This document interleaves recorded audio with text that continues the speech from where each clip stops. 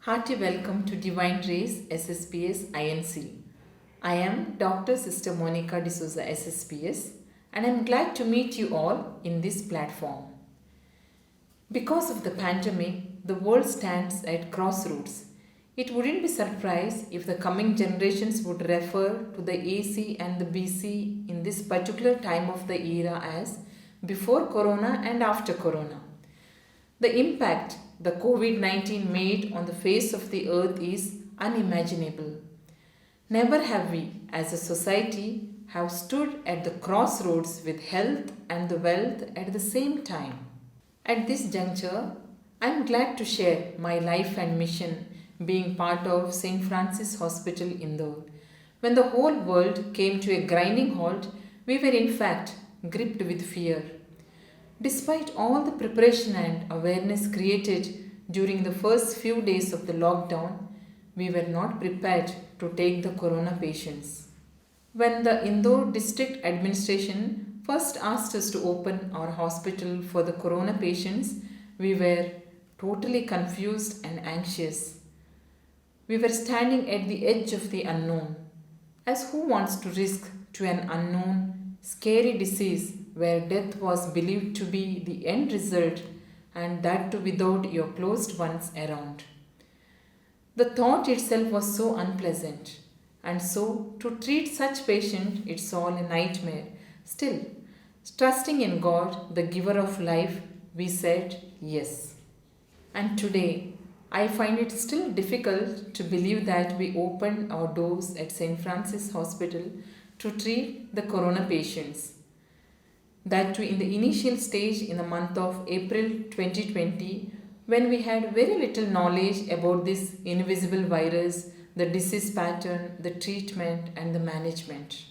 I am glad that I have done my bit in alleviating the sufferings of humanity by being in the leadership team. They were indeed days of frustration, helplessness, and confusion, but they were also days of heroism, hope, and excitement. The corona patients, when they found their life and health back in their hands and moved out of the hospital to their homes with contentment, it meant a world for us. We all know that the cure and vaccination is still awaited. I would say it is important to maintain the social distancing and wearing of the mask at the public places as a preventive. In near future, we do not find any other option. Diwali and other festive season is fast approaching. We are in festive mood. But let us not forget that mask, hand washing, sanitizer and social distancing are the weapons in our hands to prevent from coronavirus, which we should not forgo or forget. So friends, take care. The route of infection is mostly through the nose and mouth. Therefore, all are recommended to use the vaporizers or steam inhalation, which is believed that the virus would die at a higher temperature. Now, the virus has entered your nose and throat. Say for about 3 to 4 days, the virus multiplies in the upper respiratory tract, that is, the nose and throat, where one tends to have running nose, throat infection, fever, body ache, etc. And slowly it makes its entry into the lungs, leading to bilateral pneumonia, which is peculiar to COVID 19 infection. Now, this is the time you may find difficulty in breathing. Now, about some investigations. One of them is the RT-PCR test, which is commonly used process to diagnose the COVID 19 virus in our body, for which nasopharyngeal swab, a cotton swab, is used to collect the sample from your throat and nose. RT-PCR test is not 100% accurate. We found in many patients in our hospital with typical COVID-19 symptoms, though they were tested negative. And 80% of the positive cases may not have any symptoms at all as per study. To confirm, we also do the high resolution CT scan in which there is typical ground glass appearance in the lung field, which is one of the cardinal finding. The CT finding is scored into 3 categories with a total scoring of 25 known as CT severity score. Now, out of the 25, if the score is say 5 to 8, it is known as mild category. You may be isolated at home. 9 to 25 means moderate category. You may require hospital admission. 16 to 25 known as severe category, who definitely needs to be hospitalized with continuous monitoring, and most of them would require ICU admission. Our medical teams at St. Francis Hospital have treated hundreds of corona suspected and infected patients. The patients coming to our hospital are examined by the medical teams designated for the management of the COVID patients. So, when should one get admitted and when can one go for home isolation? Let us see. You may be home quarantined if you feel comfortable. The oxygen level in the blood or the SpO2 is above 95%, which is measured by a small machine known as pulse oximeter. But if below 95%, one should definitely visit the hospital. If the COVID score in the CT scan has gone beyond 8, then also you go to the hospital.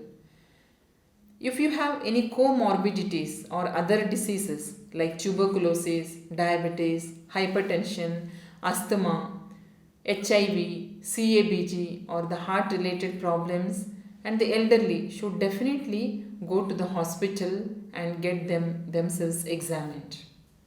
Some of the patients feel quite comfortable, but the pulse oximeter may show low oxygen in the blood. This condition is known as happy hypoxia. This is quite dangerous as it can lead to cytokine storm. In this condition, the small blood vessels in our body get inflamed due to the COVID infection. When the inflammation process progresses, it can lead to hemorrhage and clotting in the vessels, and these minute vessels may rupture by 8th and 12th day, leading to death.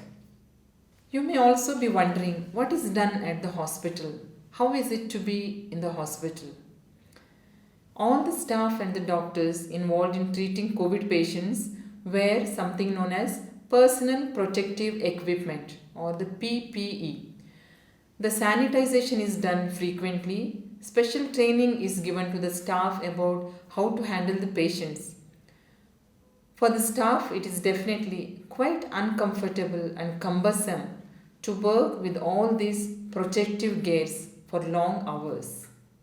Constant monitoring of the patient is done at the hospital, and most of the patients require continuous oxygen support.